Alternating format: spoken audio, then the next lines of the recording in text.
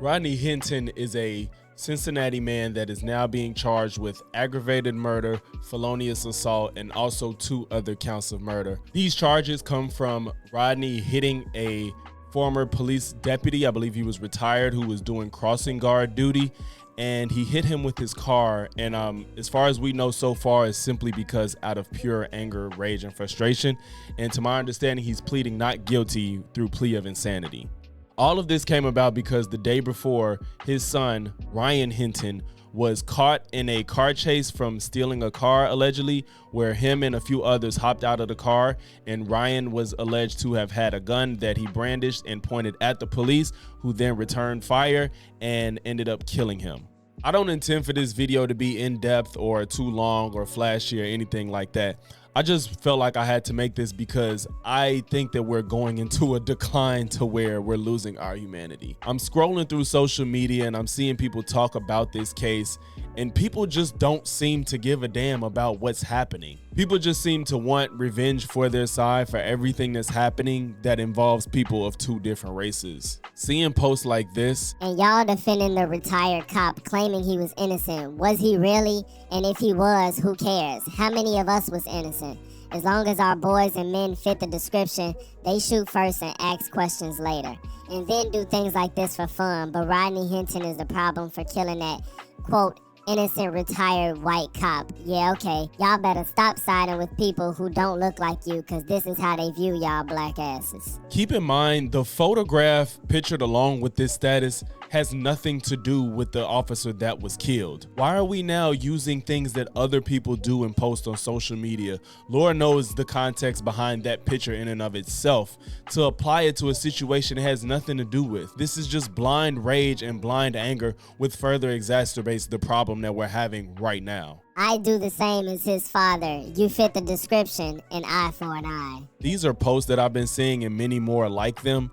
I'm just trying to understand how we got to the point that we're so angry at what's happening when things are done unjustly and unlawfully that we're willing to do the same. I'm not saying I don't understand Rodney's rage and anger and frustration for what happened to his son. I completely understand that that's probably the most devastating thing that's ever happened to him in his life. But to take an innocent person's life, I just can't really justify it in any way. I don't care if they're black. I don't care if they're white. You're killing somebody that had absolutely nothing to do with what happened. I think that people don't really understand what they're really asking for when they say an eye for an eye, or they shoot ours when they're innocent.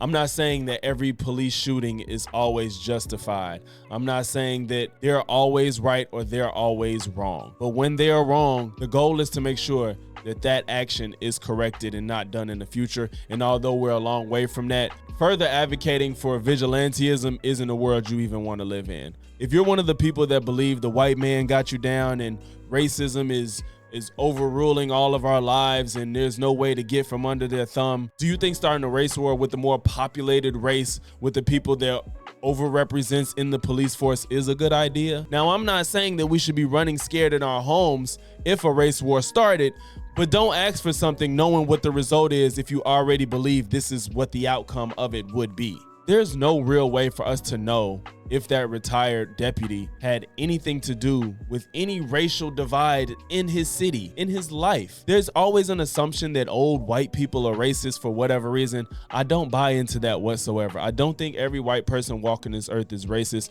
or has done something racist in their life necessarily. But even if that were the case, can't this same argument be flipped on us when they talk about George Floyd? Oh, he was a criminal, so who cares what happens to him? You see what I'm saying? Now, you guys know how I feel about George Floyd. I think there was no equivocation on who was right and who was wrong in that situation, and he should not have died under any circumstance. But this also gives them leverage to further argue that. You're celebrating the fact that an innocent man, I believe he was being a crossing guard at the time, was hit unexpectedly by somebody that was frustrated at another police officer, and that police officer is still unnamed and is probably chilling at home right now on paid leave. This isn't a route that any of us need to be advocating for, or this is not the hill to die on. I think there's bigger fish to fry, making sure that Carmelo Anthony has a fair case against him. We're still trying to get people to agree that George Floyd died from Derek Chauvin rather than fentanyl. And we have administration is deporting people based off of how they look and tattoos. This is not the hill to die on to support somebody that killed a random person because they're frustrated that their son was killed by the police. Keep in mind also, we don't know what happened with Rodney's son. Whether or not he had a gun, hadn't had a gun, pointed the gun, had not pointed the gun, none of it justifies what his dad did at the end of the day. It doesn't matter. I know that some people may not want to hear it, but it's the truth, and you just gonna have to suck it up, because at the end of the day, it's gonna have to play itself out in court one way or another. Somebody was killed. There is footage. From what we can see, it is a little blurry and fast, and you can't really tell much, but there's people that study this stuff and know it better than we can with our untrained eyes. So we'll find out at the end of the day. A gun was recovered. It could have been planted. I don't know, but all of that will have to be litigated, and we can't just take the route of a white officer killed a black person, therefore he was wrong.